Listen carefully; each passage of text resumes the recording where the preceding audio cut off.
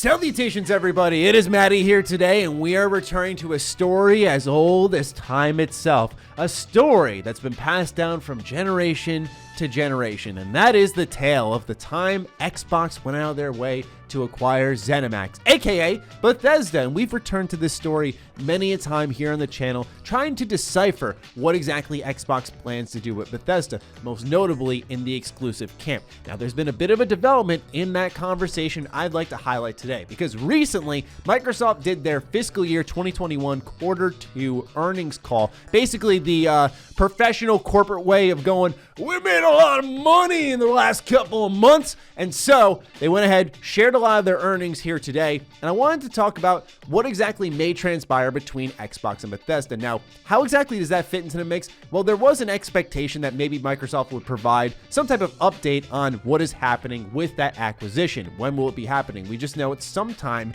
this year, and legally, they cannot say what's happening with the games or what's happening within the deal until the deal has gone through, and it needs to be approved by government and all that stuff. So there's some complications there, but I want to do a little bit of reading between the lines here, because I think this earnings call has taught us a lot, and it's that Xbox is doing very well, and also, more importantly, number two, an argument that we've heard a lot about exclusives is they don't need PlayStation. So let's start off with this. Microsoft put, as a whole, $15.5 billion into the bank from money they had earned in the last number of months. Now, we are talking about Microsoft as a whole here. A lot of people like to break it all down and go, well, hold on, we're talking about Xbox. But just hear me out here. Microsoft as a whole, $15.5 billion, when together, as a whole, they footed the bill to buy ZeniMax for $7.5 billion. And they still, in the time window of making that acquisition, put $15.5 billion in the bank. Like, hey, savings account, man, we'll go on a vacation at some point. Essentially, the math puts it out that, in case you're not good at math like me, they could have bought Bethesda twice. And that's crazy to think about, okay? So I'm sure the rumors are true. Microsoft will be on a spending spree. They will continue to get their day one Game Pass games, and they absolutely will acquire some type of new studio. But right now, talking about Xbox, let's move into some of those numbers. So there have been some breakdowns from the earnings call through Daniel Ahmad as well as Brad Sams. Brad Sams really focuses a lot on what's happening within Microsoft, mostly in their Xbox division, whereas Daniel Ahmad is known to break down a lot of these earnings calls in the past. I've actually used his work before here on the channel. So let's take a look at some of these numbers and what exactly that does mean for Bethesda. The point I'm trying to drive home here is that Microsoft is doing incredibly well, particularly in their Xbox division. It's not just Microsoft as a whole. Xbox is also doing very well. And that means I don't think they really need PlayStation. So we'll talk about all of that in a little bit, but let's just present the information first. Some highlights from Microsoft's Q2 fiscal year 21, which is the October to December 2020 earnings. Xbox's gaming revenue is up 51% year over year, which is equivalent to $5 billion. Xbox content and services are up 40% year over year, driven by first-party / third-party game sales and Game Pass subscriptions. Also, the Xbox hardware is up 86% year over year, driven by the Xbox Series X/S launch. Now, I get it. Like, look, I never really liked going to math class. I got to be honest, at times I would skip, and don't do that. Don't do that. But anyway, for those who don't like numbers, they're going up. They're going up. They're doing very well right now. Xbox is. Xbox, not Microsoft. Xbox doing very well right now. Let's continue to read some numbers. There was $2 billion generated in revenue from third-party games alone. Also, since May of 2020, Microsoft has been adding 1 million Game Pass subscribers per month. Now, with some big acquisitions plus EA Play being rolled into the mix, we cannot definitively say this is actually good for Microsoft. They've made some big power plays to beef up Game Pass. Is that actually enough when you're seeing only 1 million new subscribers per month? Well, let's take a look at the total number. 18 million Game Pass subscribers and 100 million Xbox Live users on a monthly basis. So, Xbox Game Pass has seen a 3 million subscriber increase since the acquisition of Bethesda / ZeniMax. So, they are doing better, and point simply being, they are making a lot of money. They're doing very well right now. So, what I want to do is tackle what does this mean for Bethesda, because one of the big things here is people have always said to me when I'm one of the people who pick the side of the fence that Xbox is going to make all Bethesda games exclusive. At the very minimum, day one Game Pass, but I genuinely think it doesn't matter if it's a concurrent series or if it's a brand new IP.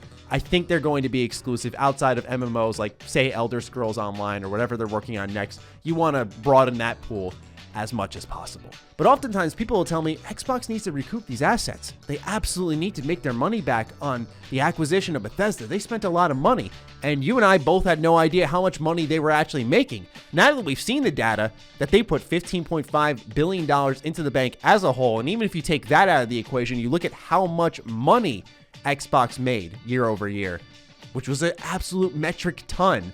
And that's not to say PlayStation isn't, by the way. I don't want people to take it this way, but I really do think they don't need to publish games on PlayStation to make the dollars and pennies back that they had just spent. And they're like, okay, we got to be very careful. We got to be very careful of how we spend next. Microsoft being behind the back of Xbox is huge because they can make a purchase like that and literally sleep without batting an eye the next night. Like there's like, chump change, no problem, man. When you combine that with Game Pass continuously growing, right? Million new members a month. Let's say that we go to the end of the year and we have Bethesda underneath Xbox, and now Bethesda games are Xbox exclusive. You have 20 plus million Game Pass subscribers if this rate keeps up. I mean, the writing is on the wall here. Xbox will continue to grow in this value package that people have really known them for. And I think a big part of that is exclusives, is seeing the thing that you can only get through a cheap way, that Game Pass subscription. It may hurt some of their sales, as some of us have suggested in the past, but now we're seeing them make billions of dollars on game sales. 2 billion of those coming from third party. So Xbox in general is doing just fine. And I just feel like when you look at that, then you look at the arguments that have been laid down for PlayStation to get these games like, say, a Starfield, even though Starfield, it had been confirmed by multiple sources, mine included, that that was being shot for exclusivity. PlayStation was looking to buy out exclusivity, and that means Bethesda as a whole, even though it's Bethesda Game Studios, the golden child of Bethesda, was open to exclusivity. That suddenly doesn't change just because Xbox bought them. That just doesn't go away. That doesn't disappear overnight. That absolutely was a part of the deal. You factor in Indiana Jones now, something we didn't know about that was in the works for multiple months, well over a year at that point in time. We see the $7 billion price tag and we go, whoa, what's going on there? Then you see Indiana Jones get announced and you're like, oh, now we know why these prices are going up, right? So everything's starting to come together here, and I feel like Xbox only stands to really lose when they don't lock all of these games up. You're making good money, your platform is succeeding, you don't need to get a couple of bucks per PlayStation copy sold. So, as I said, playing devil's advocate with myself here, okay?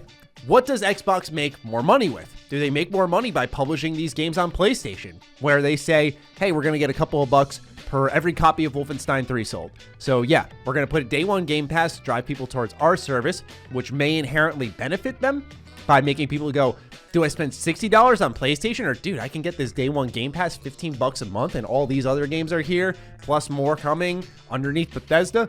That's a no-brainer. Of course I'm going to do that. But Microsoft as a company has to operate in what will boost their bottom line here. Will it be the exclusives? Will they earn more money by saying, let's wall this off?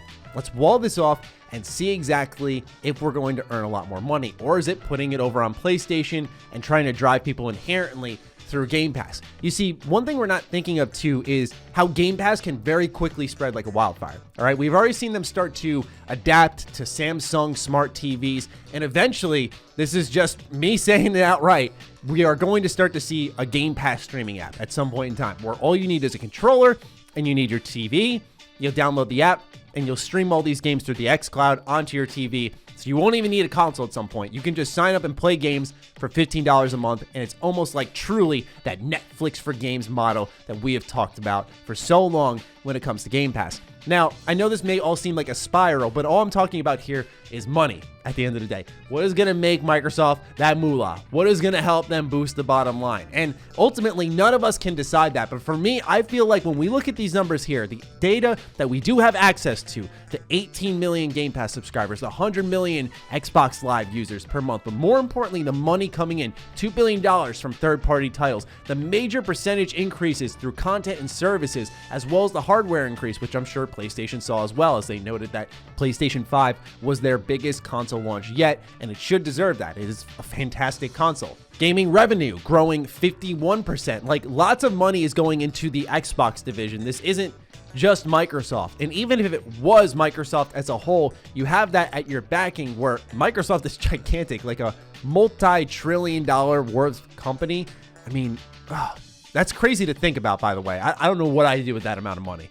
My point being is I think if Xbox is doing very well financially just on their own without even considering Microsoft into the bunch, then they don't need to put these games on PlayStation. And it's probably why they're openly doing things like honoring the deal of saying, hey, you can keep Deathloop, you can keep Ghostwire Tokyo. They don't need to eat these up. They're already making a ton of money and they're going to continue to make money. So these are just a couple of thoughts rolling around my head. At the end of the day, it is all speculative. It is. But I personally believe that Xbox will make Bethesda games exclusive. And that's based off the data here, where tons of money is coming in. And at the end of the day, that is what will drive their decision, sadly. It's not about pleasing PlayStation fans. It's not about brand imaging. We just saw that case in point with Xbox Live Gold.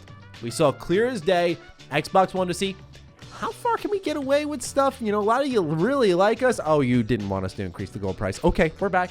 We're back. It's fine. We were never going to do that in the first place. And hey, we're going to take that free-to-play lock off too while we're at it. So you get what I'm saying here? They are going to operate as a company. I like Xbox. I run an Xbox podcast, for God's sakes, and a lot of companies that I'm a fan of, like Obsidian, InXile, Bethesda, are underneath Xbox. So yeah, I get it, right? Like, I have a enjoyment of that company and seeing what they'll do next because they just have so much money. It's like watching your friend just shop up a storm and you're like, you got $5 in your pocket, but he's like, yeah, I'll buy this and I'll buy that and I'll buy that. It's like, you go, Microsoft. But anyway, that's just some of my thoughts on it all. Like I said, once again, all speculative, but I leave it in your hands now. Let me know what you're thinking in the comments down below. Other than that, follow me on Twitter, follow me on Instagram. Those links are in the description down below. Big thank you to all the patrons, all the members who continue to absolutely kill it with the support here. Thank you all so much, and I hope you are still enjoying this backdrop here. Stay sexy, stay active. I love you all. Peace.